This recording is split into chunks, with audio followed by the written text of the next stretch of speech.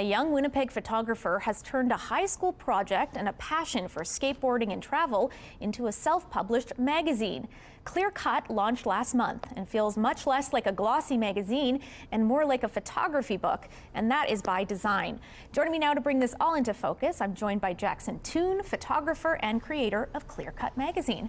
Jackson, thanks for being with us. Yeah, thanks for having me. So as mentioned, this all started as a project in the 11th grade, is that right? Yeah, that's right. Tell me about that. Yeah, so I've been shooting photos since I was really young. I think 7 or 8 is when I got my first camera.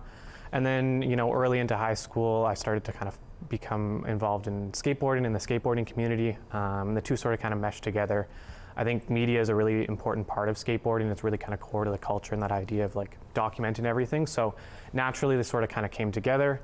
At the end of the year, I think it was 2019, 2020, I put together kind of a collection of some of the photos from the year, and that became the first issue of Don't Waste Time, which then kind of grew a little bit over time.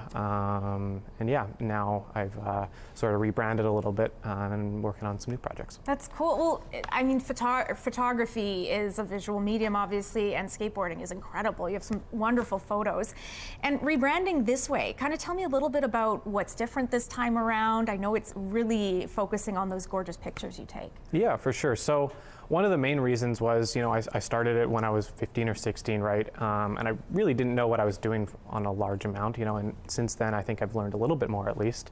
I'm going to school for marketing at Asper at U of M.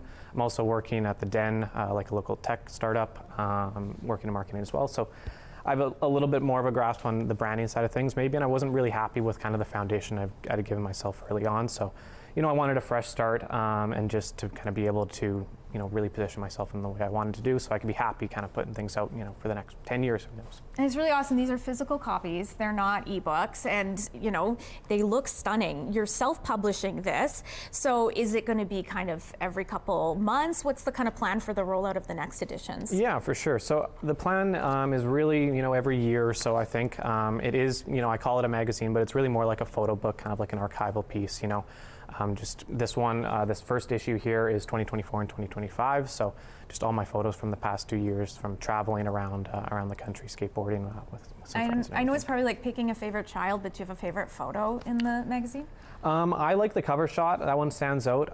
There's a couple in there as well. One thing, that's really important to me is a lot of them are going to be the action shots, right? Like the ones you see on the cover. But I think I also really like kind of shooting all the behind the scenes stuff, the lifestyle, kind of just, those travel photos as well, right? Showing a little bit more than just kind of those action shots. Yeah. What I find so interesting too is people are always talking about the decline of print media, the worry about the health of the industry. You're a young person, you're part of that young consumer culture, and you obviously see a lot of value in print media, as I do as well. Mm-hmm. So what is it about this industry that inspires you and makes you want to work to create this lovely, lovely magazine? Yeah, absolutely. Yeah, I think it's definitely evolving, and certainly, maybe monthly magazines or newspapers aren't going to be with us the next 20 years. We'll see, right? But I think there's absolutely still a place for kind of sort of bigger, long-term projects. People definitely want to hold something. I think even people in my generation were seeing, them kind of wanting to have a piece of something that they can physically hold, have on a bookshelf. And I think, that physicality of it was really just, important still. Well, that's just it. Like even with physical DVDs, for example, right. Like you want to watch a movie, it's on a streaming service, one next, gone the next. So I think physical media is important.